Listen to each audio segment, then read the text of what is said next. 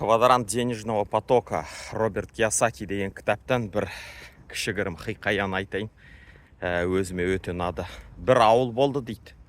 Ерте заманда, сол ауылда енді бәрі жақсы болды, бірақ бір нәрсе ғана, бұл ауылда су тапшы болды. Сосын ауылдың ақсақалдары кеңесіп, бір шешімге келеді.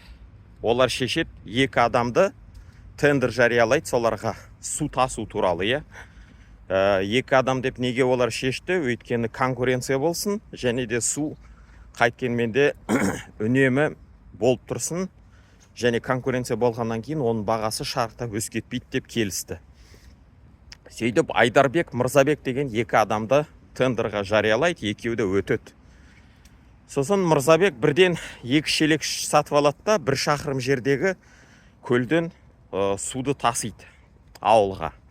Суды күнделікті тасиды, бетоннан қойылған бір резервуар істейді, сонда суды күнде тасиды, таң атпай бәрінен ерте тұрады, сол резервуарға суды тасып нетеді, толтырып қояды.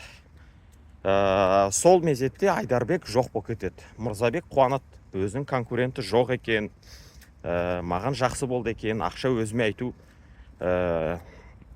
ұдайы түсіп тұр, яғни зарплата сияқты өзіне ақша кәдімгідей келіп тұр. Айдарбек сол кезде не істейді? Барады да қалада инвесторлар табады, бизнес план сызады, корпорация құрады. Сосын 2 айдан кейін ауылына келеді да, ана алыстағы жатқан көлден құбыр тартады, су құбырын тартады. Сөйтіп сол су құбырын тартады да, бір жылдың ішінде сол су құбырын ауылға дейін жеткізіп береді. Содан кейін сол салтанатты ашу рәсімінде ол бұлай айтады ауылдың тұрғындарына: міне мен судың құбырын тартып бердім сіздерге. Бұл судың тазалығы сонша, ол Мырзабектің тасып жүрген суынан да таза, өткен ол бетонға құяды, бетонда ол кірлейді, ластанады. Менікі кәдімгідей краннан аша саласыздар, тап-таза су, 24/7 күндіз түні су үйлерінде болады. Мырзабектің суы болса, ол аптасына 5 рет ғана келеді, өйткені сенбі жексенбі күні ол да дем аламын деп ауылдың тұрғындарына алдын ала айтып қойған. Бұдан кейін Айдарбек айтады: менің суым 75%-ға арзанырақ болады. Яғни сіздер Айдарбектен 100 теңгеден алсаңыздар суды, менікі 25 теңге болады суы.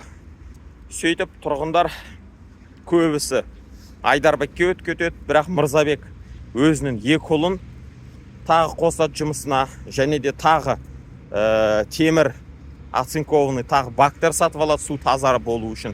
Және де ол да Айдарбек сияқты өзінің суын арзандатуға мәжбүр болады. Кейбірі енді сол Мырзабектен су алып жүре береді. Оның екі ұлы тасып жүре береді суды, және де олар демалыссыз істеуге мәжбүр болады. Кейін екі ұлы оқуға кетіп қалады. Оқуға кетіп қалғаннан кейін Мырзабек айтады ұлдарына: сендер тезірек қайтып келіңдер, мына бизнесті, кәсіпті сендерге қалтырам, сендер өсіп ақша жасайсыңдар дейді. Сол кезде Айдарбек не істейді? Айдарбек алады да, ойланады да: так, мынандай мен сияқты ауылдар сусыз әлем бойынша өте көп қой дейді да, масштабтайды өзінің бизнесін. Бүкіл әлем бойынша осындай құбырлар тарта бастайды.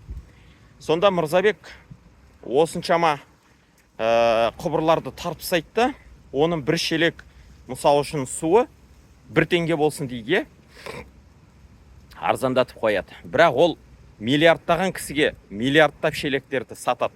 Сонда 1 теңгеден сатса да, ол күндіз түні миллиардтап ақша табады. Ал Мырзабек болса, сол бір шелегімен тасып, күні түні жұмыс деп, терлеп, тепшіп, бірақ оның кірісі өспейді, табысы өспейді.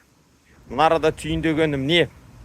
Яғни сен өзінің еңбегіңді, бизнесіңді, кәсібіңді ұйымдастырсан, көпшілік адамға пайдасы тиетіндей, және де көпшілік адам оны тез, оңай жолмен ала алатындай қызметті ұйымдастырып беру керек.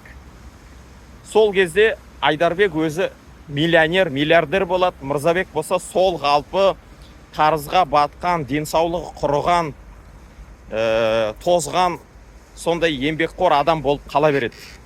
Яғни квадрант денежного потока кітабында түйіндегенім, кез келген кәсіпті біліммен, өзінің миымен ұйымдастырсаң, миллионер, миллиардер боласың.